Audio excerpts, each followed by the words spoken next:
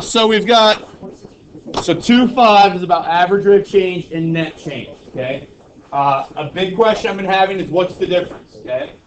Think about it this way. If I'm taking, or if I've got a job and I work 40 hours a week, okay? And let's say that I make $400 in that week, okay? Make an easy number. My net change, I don't take $400 home, right? Does everybody understand that? You work a 40-hour job, you make $400 based off your salary. You're not taking it home because of taxes and insurance, stuff like that. You're only taking home probably about 70% of that $400, okay? So 400 is what we call kind of our gross income, okay? And then I take the 400 and I multiply it by 0.7, and that's what I keep, right? Does that make sense? Or I take 400 times 0.3, which is $120, and that's what I'm sending off to insurance, taxes, that kind of stuff, okay? And I'm only taking home then 400 minus the 120, right? Does that make sense? And I take $280 home, and that $280 is referred to as my net income. That makes sense? So net income means that we're doing subtraction, okay? We talked about in a football game, if I've got 200 yards rushing, okay, and then my quarterback gets sacked for 10 yards, okay, well, my net yardage is now 190. Does that make sense? Okay, or my net rushing yardage is now 190. Because we take the 200 we started with, we just lost 10, so 200 minus 10. Okay, so there's subtraction occurring whenever you see the word net. Okay, now average rate of change then is going back to the salary idea. It's if I'm taking home $280 for 40 hours worth of work, what was that rate that I made per hour? Well, take 280 divided by 40, and I get $7, right? So my average rate of change from 1 hour to hour 2, and then 2 hours to hours 3, and then 3 hour to hour 4 is $7 per hour. Does that make sense? Okay. If I go back to the football idea, maybe I've rushed the ball 10 times. Okay. Well, 190 divided by 10 is 19 yards, right? So for every carry that I've had is now an average rate of change of 19. Okay. So average means you're divided by however many things you had, right? Well, our x values graphically are going to be the things that we have, the amount that we have. Okay, so we can see what that change in the x values is, and our net change in is our y values. So here it says determine the net change between the given values of the variables. Okay. Well, first thing I'm going to do is kind of give you a visual of this. Hopefully you know what that curve looks like. It's a line, 3x. This is number 8, I think, from the homework. 3x minus 6. Okay. But now the idea is that we're really only interested from x being 2 and x being 3. So giving you your range or your domain that we're interested in here. Okay, so I'm going to find x to be 2, so right there, and x to be 3, right there. So we're interested then in finding, oh, don't want a line. We're interested in looking at that black portion of the curve, okay, and finding its average rate of change and its net change, okay. Now here's the thing: we read graphs left to right, correct? Okay, is that one going up or down? Up, so it's increasing, right? So my change needs to be a positive number, correct? Okay, so my net change is that value right there, okay. So this is basically f of 3 is equal to 3, right? Would you guys agree with that notation? Okay. And down here I've got f of 2 is equal to 0. Okay. My net change is the y values subtracted from one another. Okay. So in this case it's net change is 3 minus 0, which is 3. Does that make sense? Okay. Now the average rate of change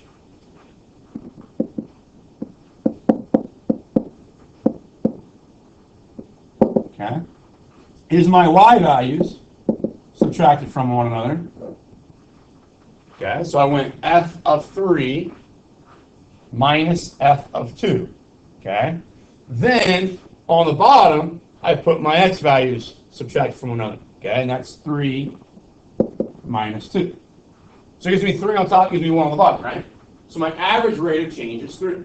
And hopefully that makes sense to you in this problem, because average rate of change is how fast is this thing changing per 1 unit on the x-axis. Well, I'm only going 1 unit in that black segment, right? It's only got an x value of 1. So the average rate of change there should be the same as the net change. Does that make sense? All right. Maybe it'll make a little bit more sense visually here in a moment. Think about this idea here. And instead of going from 3 and 2, let's say that we went from, let's take this point, see if I can slide it.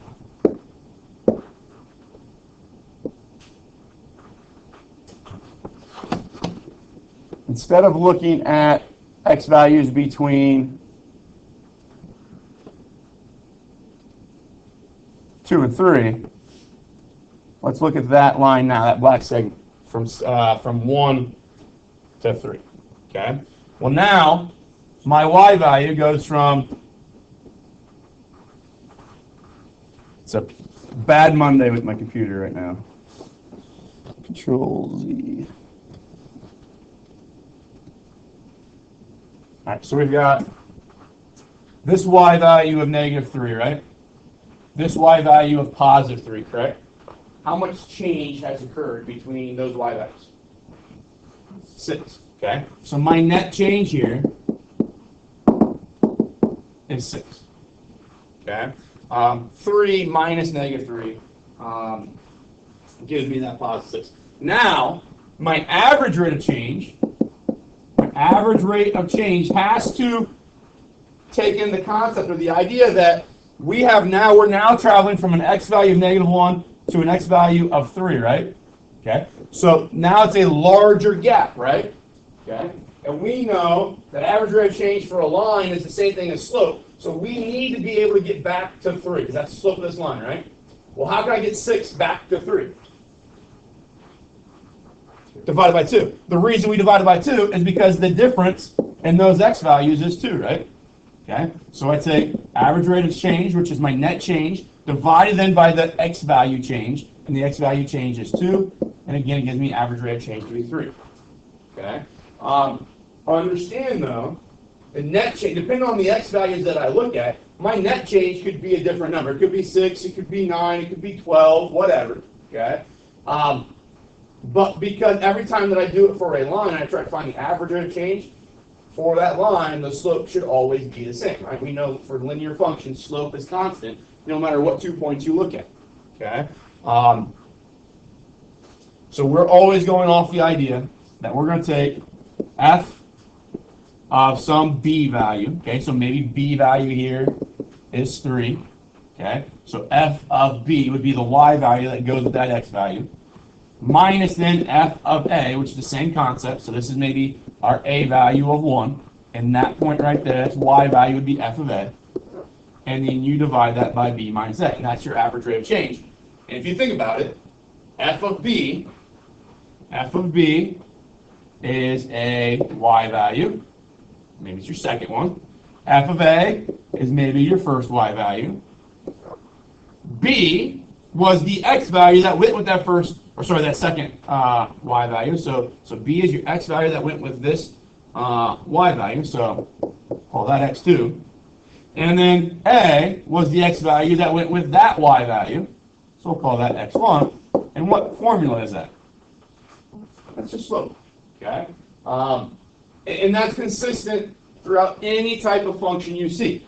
Okay. It doesn't have to be linear. What's nice about doing linear functions is the recognition. It helps you maybe understand net change and average rate of change a little bit better because you understand slope maybe a lot better for linear functions. But if we go and talk about question, I think this was either 10 or the 10A, 10B. So let's graph that real quick. T to the fourth minus t cubed plus t squared.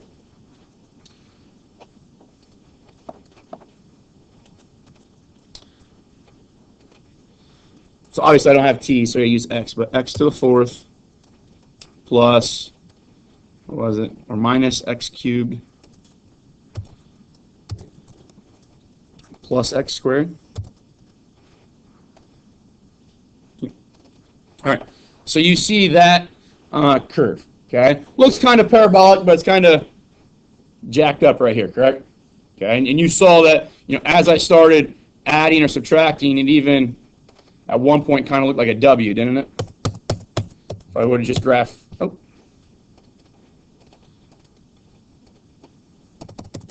just graph that, kind of looks kind of W-ish down here, and we'll talk about that nature of that graph as we move on through the course. X squared then, so we got that. Now it's asking us at -7 to 7. Okay, so I'm going to find, see if I can do this, see if it gives me f of -7, if it'll graph that. F of 7. All right, so here's the thing. My f of 7 and f of -7 were really, really big numbers, right? Okay, so I don't want to really have to graph those on here because I'm going to zoom out really, really far. Does that make sense, everybody? Okay. But what's going on here, and that's probably the reason why they give you a problem like this, because your calculator is going to be limited on that. Does that make sense? You're not going to be able to look at the graph and determine it very easily like we did in the last one. But the concept is the same. You're going to take f of some b value minus f of some a value, and then that's going to be your net change, and then b minus a, when I do that division, that's going to be my average rate of change. Okay, so my y value, I think this was f of 7. Okay, so just let me double check. I put my cursor there to see, make sure it was f of -7. Okay, so f of -7 is equal to 2793, and f of 7 is equal to 2107. Okay, well, we've got our f of b and our f of a, right? And it doesn't matter the order that you want to put these in. When we do this, so I'm going to f of -7, which is going to be 2793, okay, minus then 2107, okay? And whatever that is, whatever that subtracts to, would be my net change. Does that make sense? Okay. And since I'm moving left, and I always want to do it left to right, okay? Especially when they're asking me net change, okay? Because the net change could be a positive number or a negative number, right? If I view it left to right, okay? So doing this one first, because -7 comes before 7, right? So I'm starting at 2793, okay? And I'm going down now to 2107, right? Okay? So my net change, it should be a negative quantity here. Does that make sense to everybody? Okay? That's the way I like to visualize it, think about it. If you want to reverse them and subtract them, it automatically gives you that negative that you need, but it shouldn't really matter in the way you think about it, I think. So now, I'm going to go, sorry, the x value that was with this, so -7 minus 7, right? Okay, so -7 minus that x value gives me -14, correct? So what we're saying here is that this net change, this difference in my rise value, okay, what does that look like if we chunk it up into 14 units? Because that's what that denominator says, right? Okay, and we're trying to find out how fast is this graph falling in regards to its y values in that interval of 14 units. And then, okay, say how far then is it falling in between the interval of -14 and -13? And then how does it fall between -13 and -12? And we should be constant because we're finding an average rate of change. That can make sense? Okay. Kind of talk real quick about one that we can look at the graph and kind of get the clear image of a little bit easier. Let's just go x squared, maybe +1, something pretty easy. If I got x squared plus 1, let's find, instead of f of -7, let's go f of -2, -3 would be good. Unbalanced brackets. And then f of maybe 1. All right. So we're getting the point. So when I said f of 2, or sorry, I put 3. F of 3 should give me 3, 10. And when I plug in f of 1, give me back 1, 2 as points. So I put those points on there. Okay. Now, if I look at this, I wanted f of -3, right? Yeah. That point should be over here. Put negative in here. Okay. When they ask me the average rate of change, okay, they're asking me how far does this thing fall vertically, okay, per 1 unit on the x-axis. So the first thing I want to do is I want to go through and I want to find out what the net change is, okay. So the net change, I started at 10, right? So if I start at 10, come down my curve, and I finish at a height of 2, right? So what is that net change? Went from 10 down to 2. What's that net change? 8. And it's down, right? Okay. So my net change is -8 in this case, okay? Now, they want average rate of change. Well, average rate of change, if I look at, I'm just going to put in a line here of x equals -3 and x equals 1. We are focusing on just looking at the function between those two values, -3 and 1, right?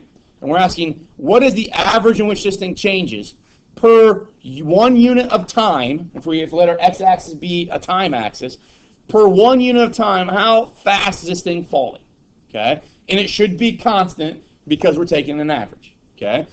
So really what we're doing is we're taking this -8, and now we're going to divide it by that interval of 4, right? So it gives me what? -2, okay? So here's the idea. If I go down 2 over 1, down 2 over 1, down 2 over 1, down 2 over 1, should I get to B from A? All right? So what we really just did, when we find the average rate of change, what we're really doing is finding the slope of that line right there. Okay? Does anybody know, and it showed up in the homework, you use this terminology. I know I wanted to talk about it last week. I don't know if I said it in your guys' class or the last class, so we kind of ran out of time. Does anybody remember what that line is called, that dotted line? It's a secant line. Good. Okay? And it's a secant line. Think about what we talked about in geometry. Okay, and I know you guys kind of hate me going back to geometry because we didn't make me like geometry. There's so much geometry that is part of this course.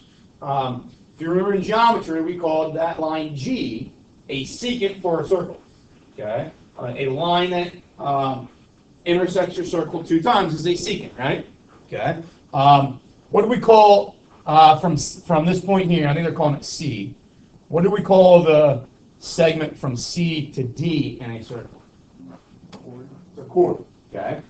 Geometrically speaking, we identified a secant as being a line that contains a chord of a circle. Okay. Well, it's kind of the same concept here with curves. Okay. Could I extend that curve forever? Or sorry, that black line forever? It would be a line. Okay. And maybe you visualize AB kind of being similar to a chord, right? But we call it a secant. We use it as a secant, called a secant line or a secant segment in algebra. Okay. Now here's the relation. Here's a huge relationship. What did we call this thing? What do we call this secant in geometry as it moved in those 2 points? You see the 2 points that are defining the secant. As those 2 points moved closer and closer to one another, what did we eventually, when they became the same point, what do we call that black line in geometry? Tangent line. Okay? So here is the link between geometry, pre-calculus or algebra 3, and calculus. Because right now we just found the slope of that thing right there, right? Our goal in calculus is to figure out what the slope of this parabola is at different points, okay? And my hope is that you realize that, if I'm standing at A, my slope should be down, right? Should be negative when I'm standing at A, okay? And as I start moving from left to right, maybe I get, maybe A turns into that point right there. Now my slope isn't as severe as it was when I was at A, correct? Okay. I'm starting to kind of level off. And then I start down here, my slope is not as severe as it was at A. Call this A prime. Okay. So at A double prime, it's much less severe. Here, hopefully you recognize that when you're at that vertex, you're not kind of leaning forward because you're going down, and you're not leaning back because you're not going up, right? So the slope there is completely different than it was at A prime and A double prime. Okay. We'll find out that the slope there is actually 0. Okay. But now as I start moving up, okay, now I'll be trying to walk up a line, right, or a curve, and now that slope is going to be positive, correct? So hopefully you recognize, even if you don't recognize that they're different numerically, they are different in regards to this slope at that point right there should be going down. The slope here at point B should be going up. So somewhere they change, right? And actually, in any curve, slopes are ever changing. They change all the time, at every single x value, okay? For the most part. We know for lines, they don't change at all, right? The slope of a line is constant all the time. So, in effort to find these slopes, these values that are changing, and I asked what's the slope of a parabola, there's an infinite number of answers. So the question is now, what is the slope of a parabola when the x value is maybe, let's just use this one here at 1. When the x value is 1, what is the slope of that parabola? Okay, well, this is what we do. We take this secant idea and this average rate of change idea, that you guys know how to do. You know how to find the slope of that dotted line, right? What we do is we say, okay, we're now interested in that value of A, or that point A, moving along this curve and getting closer and closer to B, okay? Because now if A is there, we thought that our slope at B should be positive, right? Because we're kind of walking up that curve. That's now a positive slope of that secant, right? So that secant might be a good representation of that slope for the parabola at the value of 1. But now, what happens is that that's kind of still a really bad approximation. Okay? So what we do is we continually move A closer and closer. Now, that secant line is going to be much better of an approximation, but it's still awful. Okay? So what we like to do is take A and start moving it closer and closer. Now, does that secant line, does it follow the curve pretty closely? Okay? So that's going to be a really good approximation. But here's the calculus concept. When I zoom in, there is a very, very large gap between that line and the actual curve, right? So we don't like that. It's still a bad approximation. It's because A and B are really, really far apart from one another. So we take that secant line and we let A and B get closer and closer. Okay? Kind of like that idea over here where I was letting those 2 points C and D get closer and closer, right? And it became a tangent line. So what we're doing with this secant line is that we're getting these points A and B to get closer and closer. Now, they're really close together right now. If I look at it's like a, let's just go ahead and go to 0.97 and 1. They're 0.03 units away from one another, okay? But it's still an awful approximation because when I zoom in, we can still get the idea that there's an infinite gap between these two. Okay, it's very, very large. So what are we trying to do with A and B? Get them to be what? What's one another? Very, very close. We're zoomed out really far. There we go. So we want A and B to get closer, and I'm going to zoom in on them, and they're going to get closer, and I'm going to zoom in. And what happens is that we'll never be able to stop doing this. Does that make sense? I don't know how far GeoGebra will let me zoom in, but I can keep zooming, keep moving, and I can keep zooming in on this little section here. Okay, just to give you a point, zoom in on that little section. Eventually, they're going to diverge. Eventually, there's going to be a gap between them. Okay? So, that's the calculus concept. So what we think about, and if I look at, these numbers are very, very small numbers, right? Okay? We got exponential or scientific notation there. But the concept in calculus, and what allows us to do some stuff in calculus, is that we let A and B become infinitely close together, so that the distance between them is like a 0.00000, as many zeros as you can say, and then a 1 on the end of it. Okay? Because then we can do that average rate of change. We can do the division and find the slope of that line. If I ask you the slope of the black line right now,